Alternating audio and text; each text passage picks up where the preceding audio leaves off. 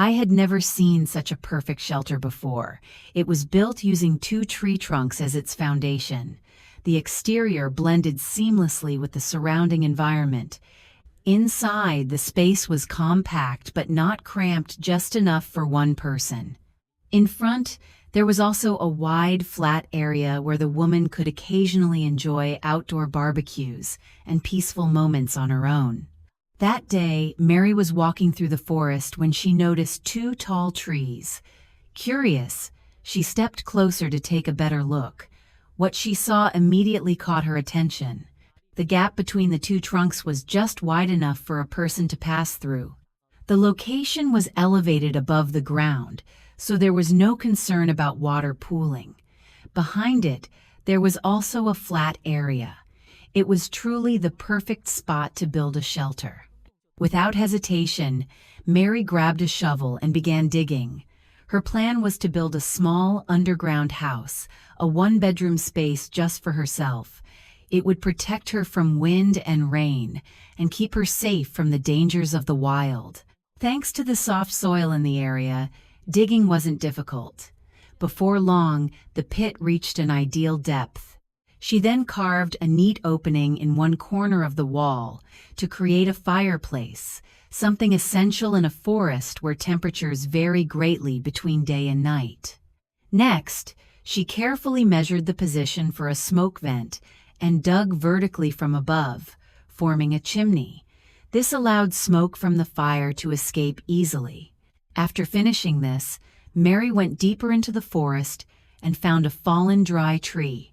She used a saw to cut 2 logs of equal length. Returning to the pit, she dug 2 deep holes at the entrance and planted the logs vertically, packing them firmly to create simple steps for easy access. She also dug several small holes along one side of the pit and placed evenly sized logs to serve as supports for a bed. Then she laid more logs across them. Just like that, a single bed was complete. After planning the interior space, Mary set off again to gather more wood nearby. First, she placed 2 logs at either end of the pit to support the roof.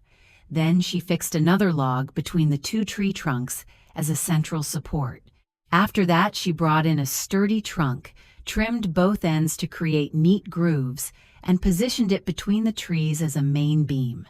She drilled holes at the joints and secured them with wooden pegs for extra stability.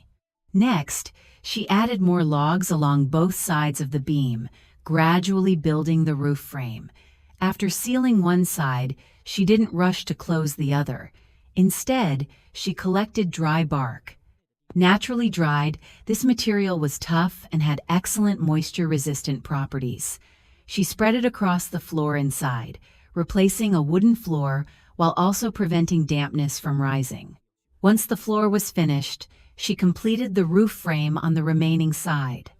Then she gathered branches and dry leaves, spreading them around the shelter. She covered everything with sand and soil, preserving the natural terrain and helping the shelter blend in better. To improve waterproofing and insulation, she collected a large amount of fresh moss. This material was easy to find, soft and perfect for filling gaps. It prevented rainwater from seeping in and reduced heat loss. After sealing the roof, she placed branches along both sides to make the shelter look more natural and less noticeable to passers-by or wild animals, increasing its safety. Looking at the open entrance, she went to a nearby dry tree and gathered a bundle of pine needles.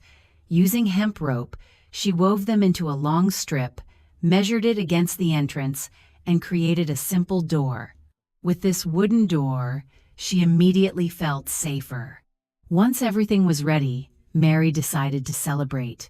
She cleared a space beside the shelter, creating a small flat area.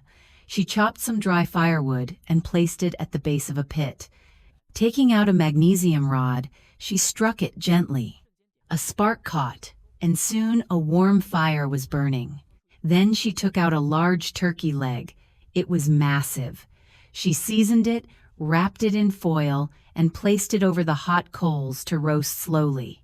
While it cooked, she prepared some side dishes, chopping them and setting them aside.